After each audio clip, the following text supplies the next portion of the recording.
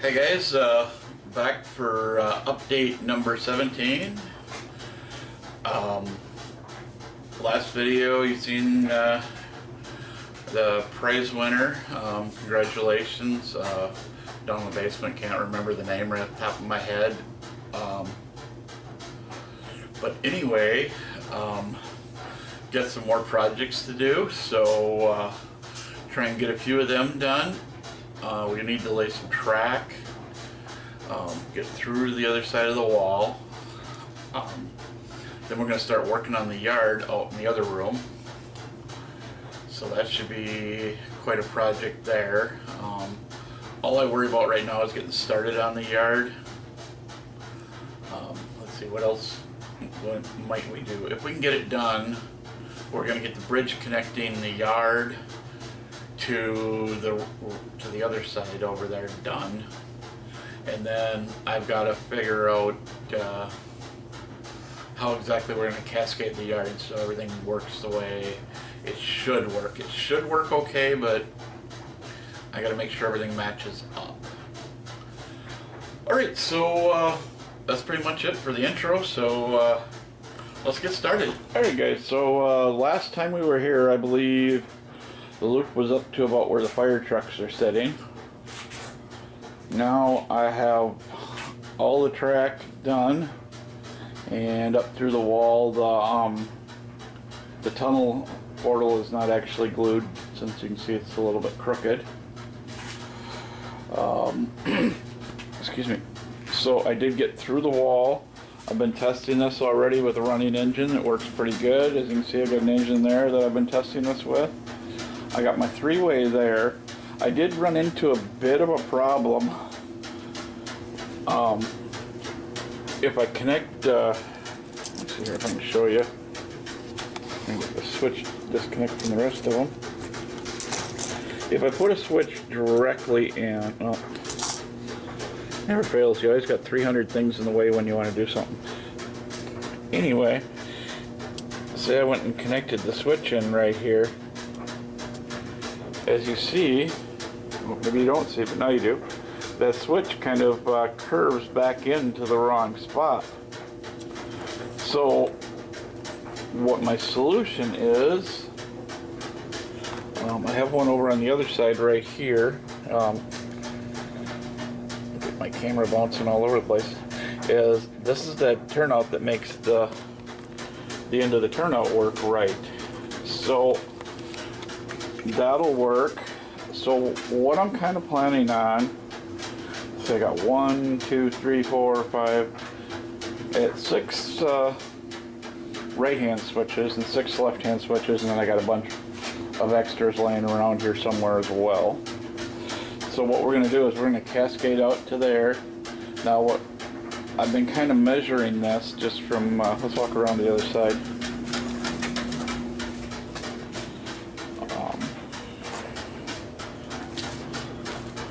Just by laying switches out. I need to shut that flashlight off, it's just making a mess. Anyway, if I just cascade out the yard, sorry this is causing the camera to bounce. I'm trying to lay the track at the same. Okay, so that would work. There I have 4 of them more or less set out. So if I went 5, I would be getting too close to the edge, and I don't want that. So what my plan is when we reach the end of here, we're going to put in a switch right here, and it's going to come back this way. But I think what we're going to do is, well, these aren't going to be on there. This is all going to be tortoises. I know it's going to cost me 2 arms and a leg. But what I'm thinking is coming back, come out to, say, maybe the edge of this switch here, or even just in the middle here somewhere, and then we would now I'm just laying the switches upside down because I don't have the ones from the other side. But you know, if you cascade this back, it'll work. You know, I might have to switch a few of the switch lines around, but actually with the other ones it wouldn't be no problem. But if I cascade back to maybe 3 tracks back, that's going to give me all this storage over here. We can bring the train barn out here and put it about where the tortoises are sitting. And then, as I said, this is all going to come, kind of do this, it's going to come straight out and across over to that table. So what I've done, I haven't tried this, I don't know if it's going to work, this is just the idea for right now. But as you can see, this one's cut at 2 separate 45-degree angles. So this would be down here like actually like that, so that the inside angles are to the so the higher angles are to the outside, or whatever you want to call it. And then what we do is, okay, if this was on the board, this one would be hooked to the removable bridge on this side, and this one would be hooked to the removable bridge like that. And then before we screwed them in, we get them nice and tight against each other. And I gotta do a little cleanup on that wood, but that should make the bridge hook in pretty tight and then come across to here. Alright, so that's pretty much it. I got a little bit of work here to do. When I get this all set and laid in, I'll get the camera back out and show you what I got. But alright, so spent a little time here working on the yard. That little curve out seems to work pretty good. I've had an engine across it. Come up to right here. My problem I had when I got here is I was planning on, somehow, I don't know whether I was going to use, my plan was to use a switch like, oh wait, maybe that will work. Yeah, probably you're going to do something like that with the switch coming back in. I was going to put the switch way up there so that I could have a line coming all the way down for storing cars or whatever, but I figured just a couple little short pieces in the yard here will work just as good. I don't have the other side done yet. I got to clean off the table, obviously, because I got a mess. But at least it's going to give me a start. Kind of what my plan is. So, okay, you see this track here? It's got one joiner on it. The reason for that is one of my joiners here. I'm going to insulate the tracks with these plastic joiners. So every one, when we get out to say here or something like that, will have a feeder hooked up. But I'm actually going to put both feeders in just to keep power flowing correctly. I haven't really decided yet. I mean, there's no way this is getting ballasted, but what I think I'm going to have to do is probably drop some glue down, just put a big blob underneath each spot. But I'm going to wait until the tortoises are in and I've got everything. These do all have tortoise holes drilled. Kind of found a unique way of doing it. I took one of my T-pins like this. This one's obviously bent, but I cut the head off it, and that allows it to slip all the way through the hole. And see if I can find that little bugger. I know I got it here somewhere. Over here. It's right here. And pretty much what I do, let's just say where this switch was going to go here, which wouldn't normally, but what I do is I center the frog best I can, and then I take the cut off T-pin And I put that down in the hole, and normally I would push it down a little bit further to make, because it'd be connected to other tracks. Then I just pull the track out. And then I know this kind of makes it hard to see the T-pin, but I shine the light in like that. And then I got a yellow marker, and I just draw around it, and that gives me a nice little yellow circle. And you can see the brown in the middle. Then you take your drill and drill right down through. So that seems to work pretty good so far. I haven't had a problem with it. Every one of these switches have a hole. I do not have enough tortoises right now to set them all. I could actually use the snaps if I really wanted to. I have obviously a pile of them right there already, and the I forget the name of them, something 59 anyway. The switch machines work with either one, so I could use them, but I don't really want them in the yard. So I think that's probably about. I'm gonna get more done, but my camera's dying, so probably won't be able to show you updates as I go. Okay, so I've been messing around with the idea of the layout a little bit of how the yard's gonna work. Pretty much what I think is gonna be is the 4 on this side of the yard are gonna kind of come and collapse together. I may end up redesigning it yet, I'm not sure. Right now it's kind of looking more like a siding than it is a yard. It's awfully short.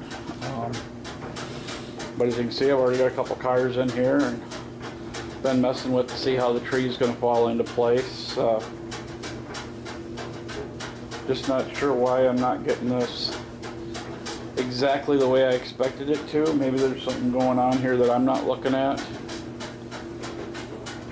But I'm going to keep trying with this. I did run an engine up to here already. It's been all the way up to right about here. It stops at that T-pin because it sits up a little high.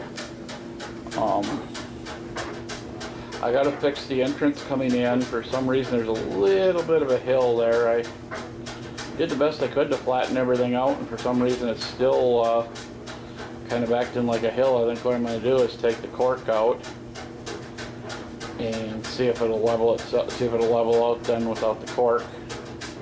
If I have to, I will make kind of a little dam there and pour in some hydrocal to take up the space so the track's level.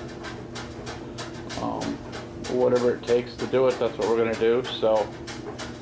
So far so good. Okay, so I spent a good part of half an hour rearranging and doing a little more brainstorming. My main thing is I'm having some problems getting everything to match back up at this end of the yard. And it also seems to be, as you can see, I get about 4 cars on each spur. What I'm thinking is bringing them right out to about right here, all the way across each one, coming out, maybe even down here where we have this. Since there's going to be so much room, I might spurt, come out with a straight track a little ways and then spur out on either side of that so that I can get 2 more tracks. But what I'm thinking is just coming all the way down and just make it like a dead-end yard. So they have to come off the tracks. They'd have to come in this way, right where the beeline's sitting here. Come in, go down past here into the tunnel, and then back the cars in. I've got tons of room on that track on the inside. There's no reason I shouldn't be able to back cars in out here. I am thinking about hooking this track right here, the one with the blue GT and the CN and the Union Pacific here on it with these 3 cars. Bringing this one up and connecting it to this switch, and then leave that one open as a runaround, so we can still come into the yard. Alright, I had said something earlier about that I got some stuff in the mail. I'm going to try to zoom in on this a little bit, hopefully it's not too shaky. As you see, there are the 3 light units. I don't know if you can see it very well. There you go. Anyway, for signals, and what I'm thinking about doing is obviously building my own signals. Now I think I paid like $10 for these, for all of them, and there's 10 heads. And if we go over here, there's 10 red, 10 green, and 10 yellow, or I'm guessing there is. And then they give me 10 resistors, which are, if I'm not mistaken, that's 1400, if I remember right. It's been a long time since I've had to do the resistor codes. So they're 1400 ohms, so those will work just fine. I usually use 1Ks, but they'll work. So this is what I got in the mail that I was talking about. Been waiting for these, so I just got to figure out what size I need to make for the mast. From what I've been told, or guessed from somebody, they kind of guesstimated about it. You take the size of the hole where the LED fits, which is 1 millimeter, and you go a little bit more than that. So if I get like 1.5 or 2 millimeters, it should be pretty close to the right size. As long as I can get 3 wires down inside the mast, I really don't care. So like I said, I got enough here for 10 masts, so that should make life a little bit easier.